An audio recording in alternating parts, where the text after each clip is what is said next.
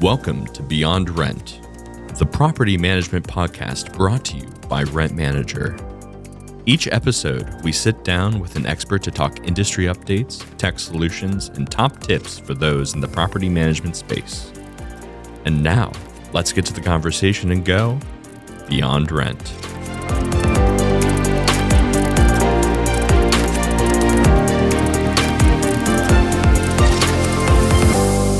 Hey everyone, and welcome to Beyond Rent. We're going to dive into something every renter needs, but not often has.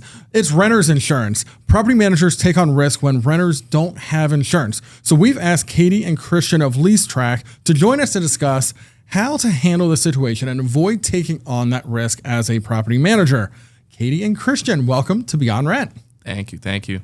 Such a pleasure to be here. Beautiful studio. Thank you, Yes, Joe. absolutely beautiful. Yeah, glad to have you in studio here in Cincinnati, Ohio at our corporate office for this episode. Renter's insurance is a really important topic. The two of you talk about it all day, every day. So I'm really anxious to get some of your insights on this area of our business. But I want to get to learn a little bit more about both of you first. So let's do some intros. Katie, if you want to introduce yourself first to our audience. Sure. Katie Curry. And if you hear my accent, that's because I'm Bulgarian. But I lead operations at LeaseTrack. And I've been with LeaseTrack about 2.5 years. And delighted to be working with the Rent Manager team.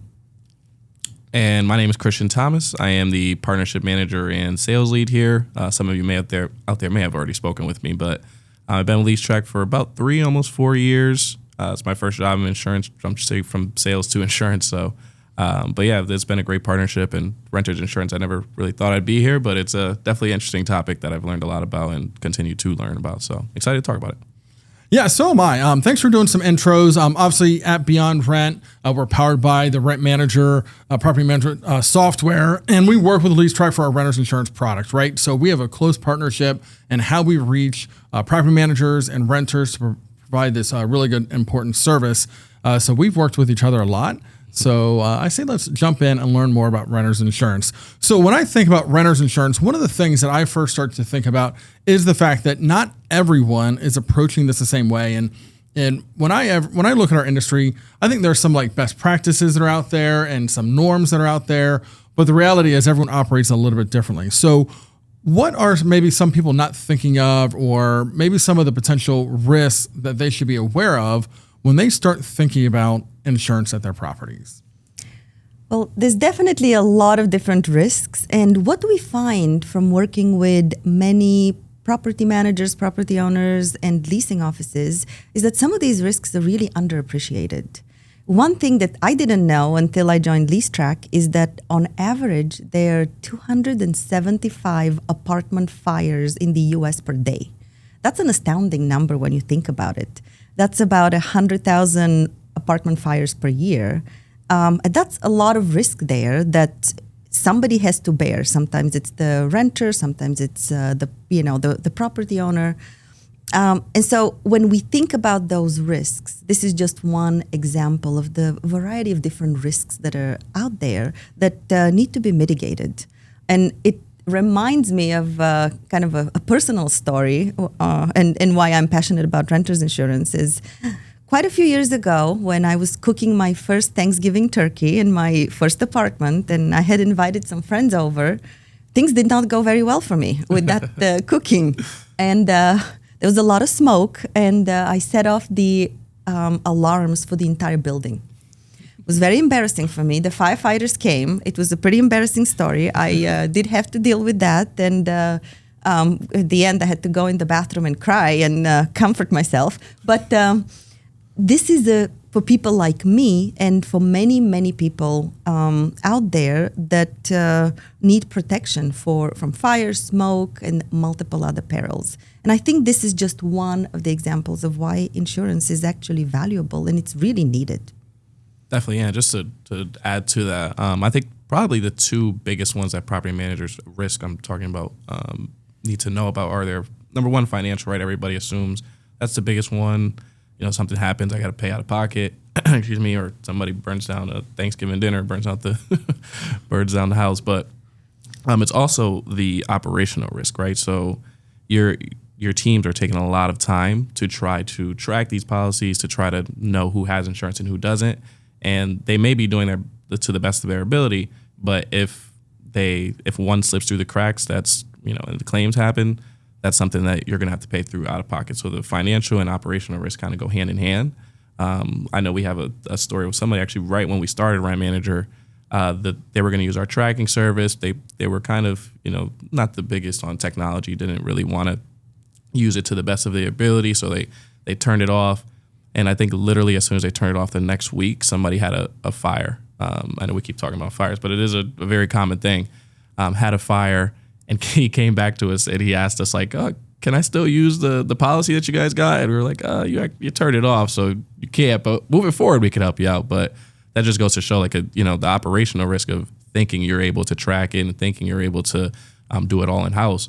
But it's actually a very hard thing to do, and it goes hand in hand with that financial risk as well. Yeah.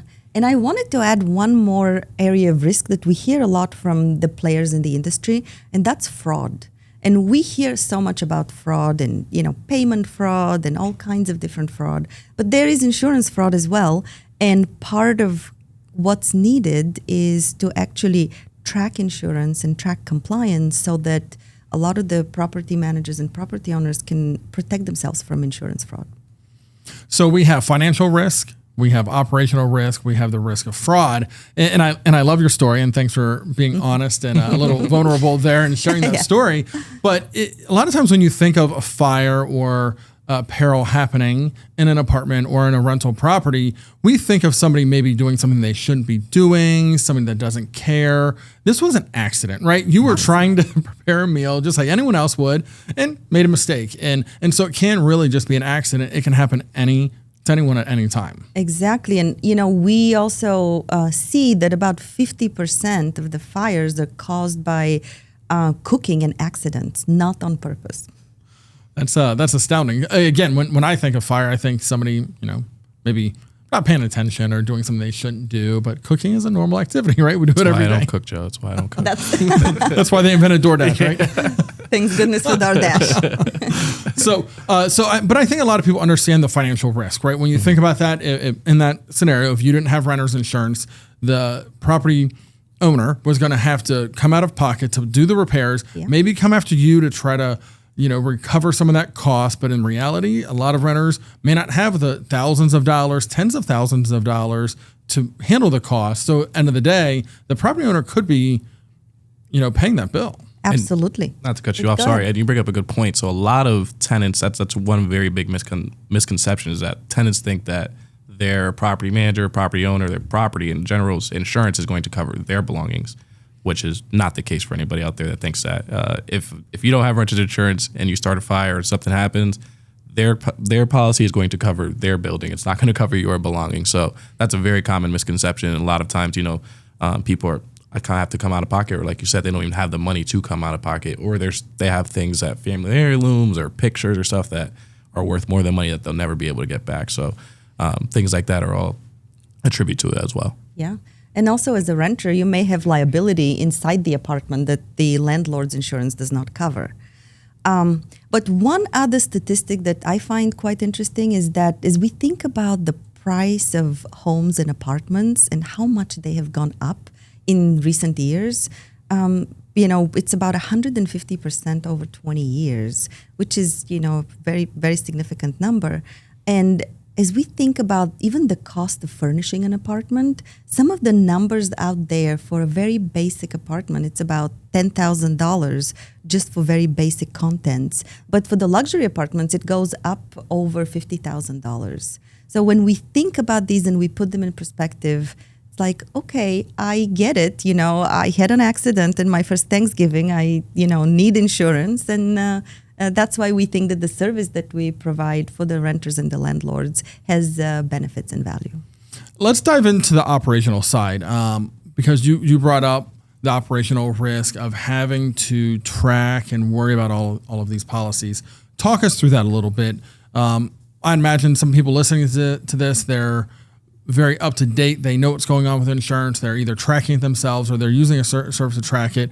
But I know from experience that many people are not doing anything when it comes to insurance. They're saying they require it, maybe they don't even require it, and they're just kind of living out in the wild, wild west, hoping bad things don't happen. So let's talk through, what does it look like in the day of the life of a property manager if they're going to try to track insurance coverage on their own?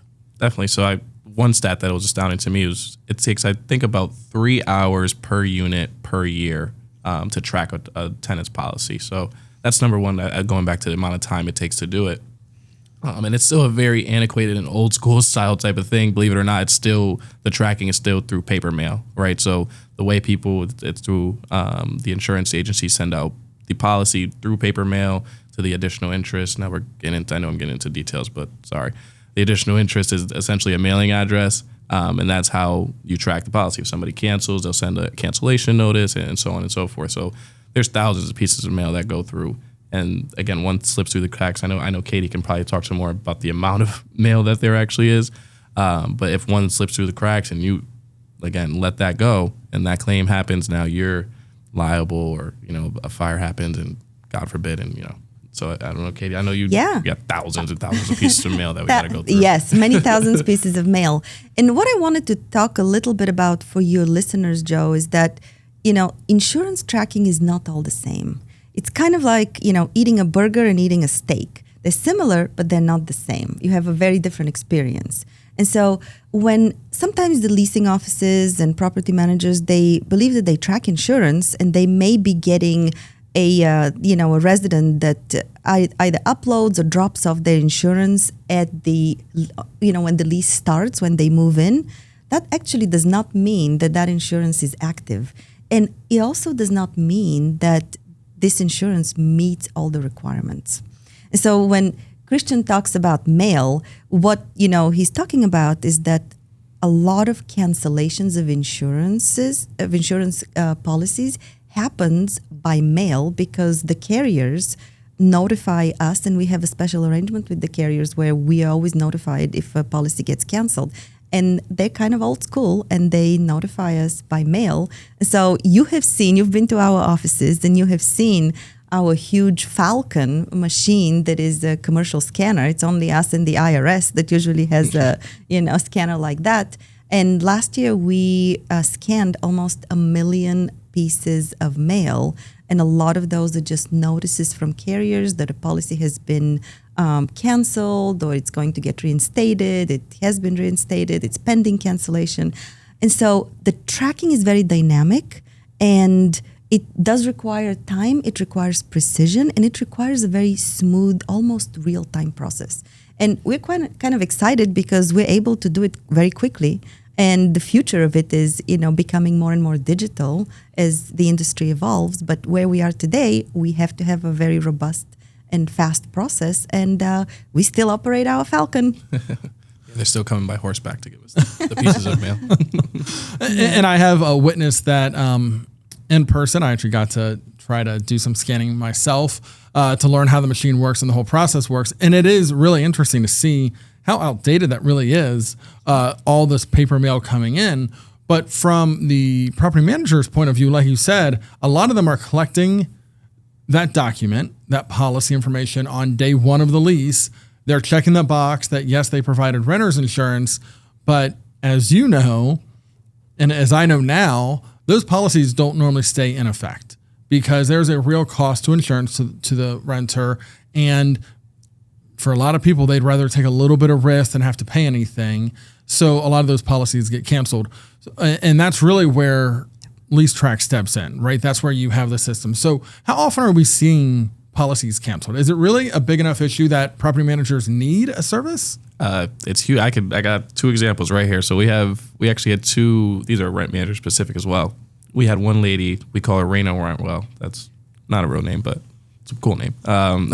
She canceled her policy 7 times in 1 year, which if you think about that, that is a lot of times to cancel one policy, right? So she canceled 7 times in 1 year. And if you don't have a adequate way to track that, she's essentially just going through the motions with no insurance, right? And even if you do catch it, she's going to renew it and just cancel it again. Renew it, cancel it again. So that, again, going back to the fraud and what a lot of people do to try to get through it or snake their way through it, they cancel, right? We also had another person who I believe they canceled 5 times in 6 months and requested like 6 refunds. So there's a lot that goes into that. And if you don't have an adequate way or a seamless way, like our integration or tracking service as well, that can be very hard. And it's a lot of work, as I said, on your property managers, on your team to actually try to track that, right? So definitely not something you want to be doing in-house. If you are doing it in-house, God bless you, but probably take a look. So in that scenario, you're telling me that somebody purchased insurance to meet the requirement, said, property manager, LeaseTrack, I have coverage, waited for that to clear, then they went and canceled. They were then notified that, sorry, you can't cancel that, you have to have insurance. So they renewed it, hoping that you wouldn't catch them the second time they went ahead and canceled. And they're really going back and forth, hoping at some point that they tire you out, right? That the property manager says, I'm just going to let it go. It's not worth a phone call, because the property manager would have to call, write, whatever they need to do to follow up. But that's where LeaseTrack is taking care of that for them. And sometimes the property manager is not going to know because they're not going to be notified. But I think that there are many cases like that where, the person cancels because they can't afford to pay or, for various reasons. I think a lot of times people are also delinquent on their bills. And so most of the renter's insurance HO4 policies are paid monthly. And, if you're late a few days, we've certainly been there, we've got, I don't want to, admit, but in my past life, I have been late on my bills. And, so it would be a tenant like me who is late on their bills and maybe not intentionally is trying to defraud the landlord, but they're just always late and their policy gets canceled and then they need to reinstate. And of course, there are those that, on purpose cancel because they can't afford it or there are multiple other reasons. But I think there's also one other area we need to talk about, and about 10 to 11% of policies that we see, they are active, but they don't meet the landlord's requirements. So they may not have enough coverage. And so a landlord, if they're not on top of this, they think that they're protected and they may have some minimal protection, but it's not enough given the cost and the liability that they're exposed to. So that's another area to think about, is the sufficiency, the timing, and the cancellation and reinstatement. So, Katie, when we think about the requirements for renter's insurance, what are the key areas that you are looking at to make sure a policy does meet the requirements of a specific property? Yeah, absolutely. Well, we look for quite a few things, but the two that I want to highlight, the first one is this concept of liability limit, and this is really the coverage amount. And we talked a little bit about the evolution of the liability and the evolution of costs and the increase of costs. And so, a few years ago, we used to see a lot of landlords requiring $100,000 liability limit. And that number has actually increased, and the industry standard is moving much closer towards the $300,000 mark liability limit to address the cost and address the risk. And we also see some clients that are looking for $500,000 liability limit. So I think this is an evolving requirement. It depends on the various landlords and the property owners and managers. We're excited that with Rent Manager, I know that we'll have the possibility of doing $300,000 liability coverage very soon, before the end of this year. So that's one of the main requirements. The other one is this special arrangement that we have with the carriers, which we talked a little bit about earlier, and Christian mentioned that. And this is adding us as additional interest so that we are notified anytime when a policy gets canceled, it's pending cancellation, or it gets renewed or reinstated. And this is what drives all of the mail and all of the scans that we do in the Falcon. And in addition, we have a number of other requirements, which are kind of more standard requirements around the property address, matching the names, the expiration date of the policy, the coverage time, the start date, and all of those. And then one other area we haven't spoken about, but we brought a couple of Rent Manager specific stats, which we thought your audience would want to hear. And this is, like last year in 2024, we validated 72,000 policies. Typically, at least 10% of the policies that we validate do not meet the requirements. So that's kind of where the risk is. We received and responded to 19,000 emails from Rent Manager clients and properties, and we scanned 41,000 pieces of mail. So not quite the million pieces of mail that we scan, but 41,000 is not insignificant. And just to piggyback off that for everybody out there, that's work that you guys would have to do if you didn't have a program. So 41,000 pieces of mail. I know it's not a million, but it's 40,000. That's a lot of pieces of mail.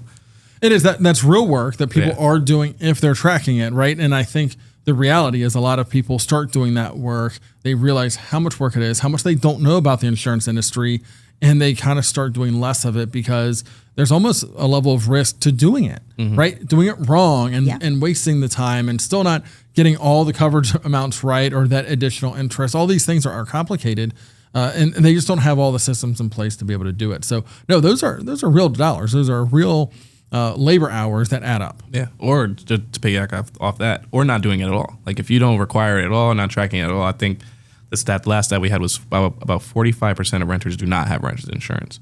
And some might say, well, that means 55% do, so that's a good number.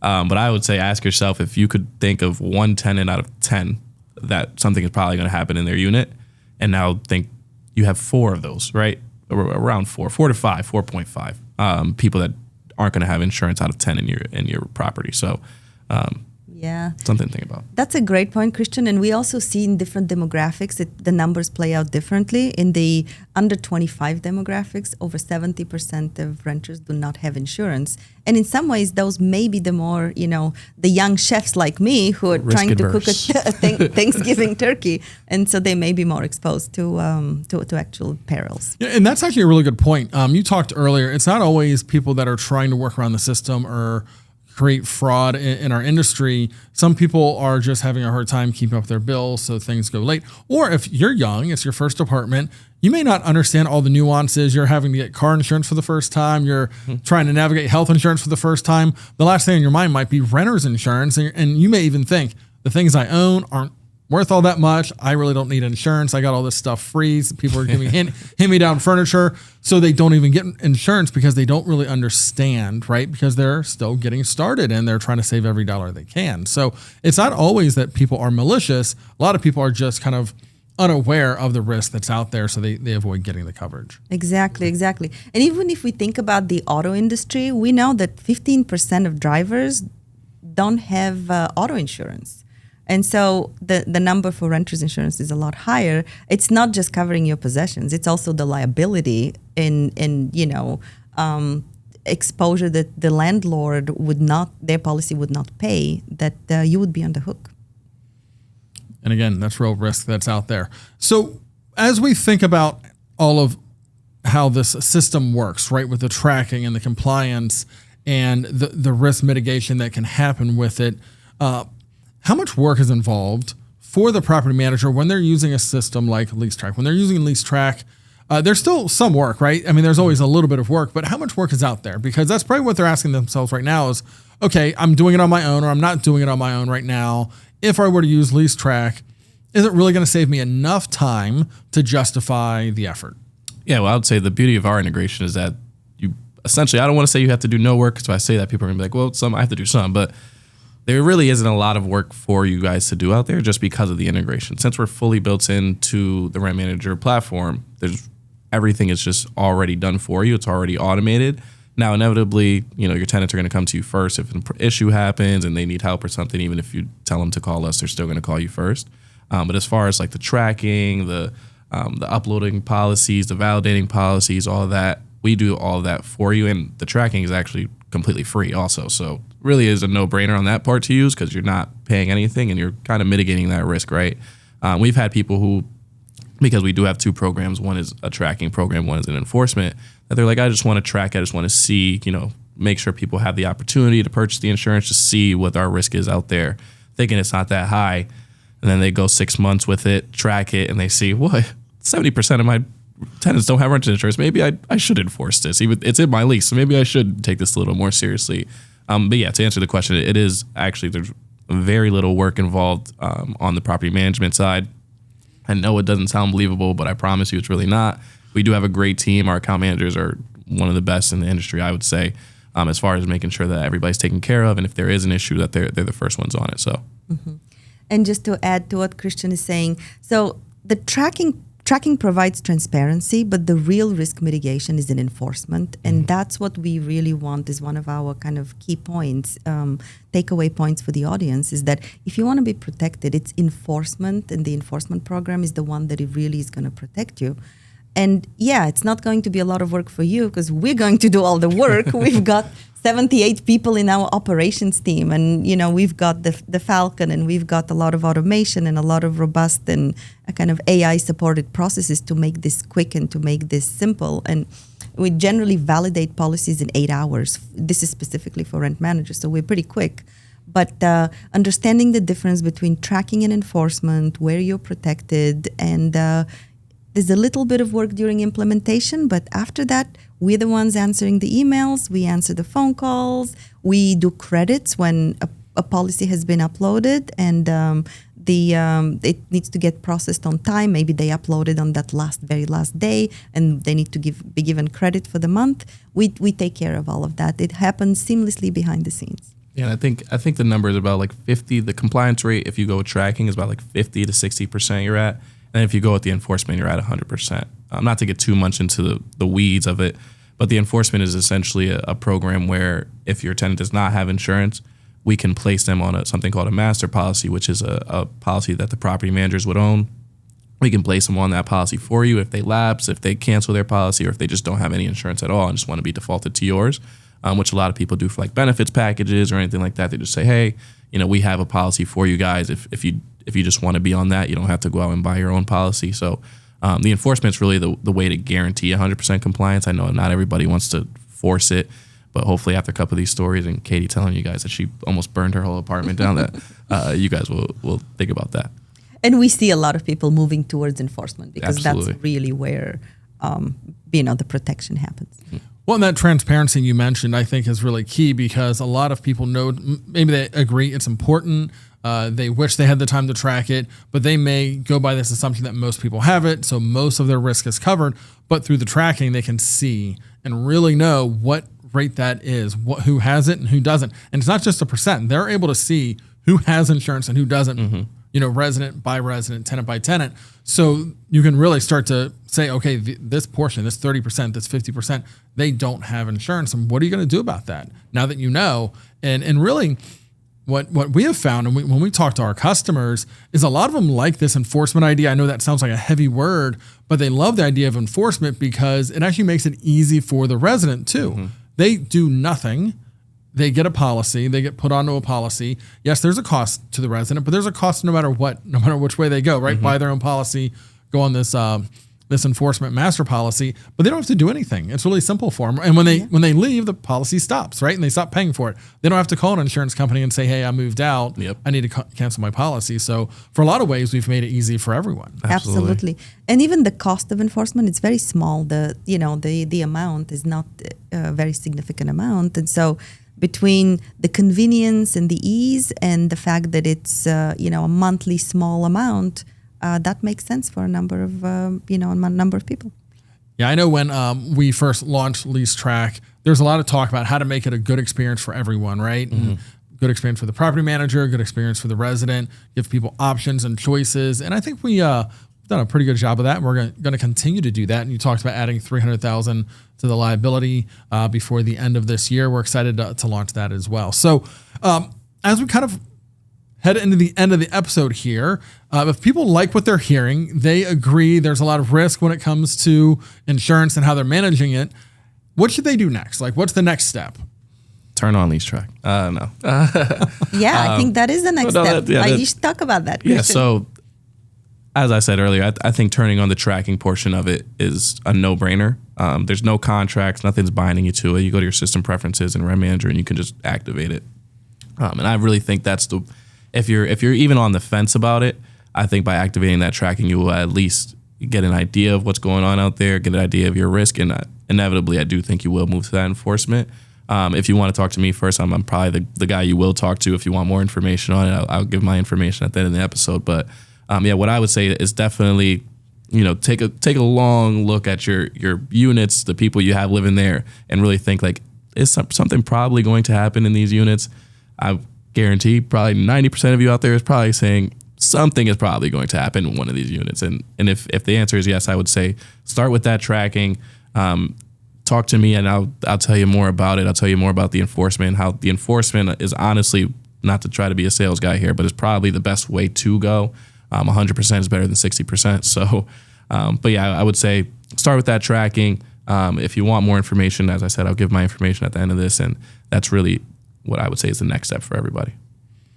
Yeah, let's jump right into that. How can they reach out and learn more? Yeah, so you can find me on LinkedIn. My name is Christian Thomas, spelled exactly how you think it's spelled, 2 first names, but that's fine. And then my email is going to be christian.thomas@msimga.com. I also have a link to my calendar that I'll provide Joe, and he can give you guys, so you can book a time to meet with me, and I'll go through all the questions you got. I know renters insurance is a very nuanced.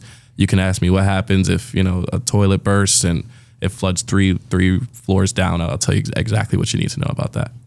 And also, we invite people to visit our website at leasetrack.ai.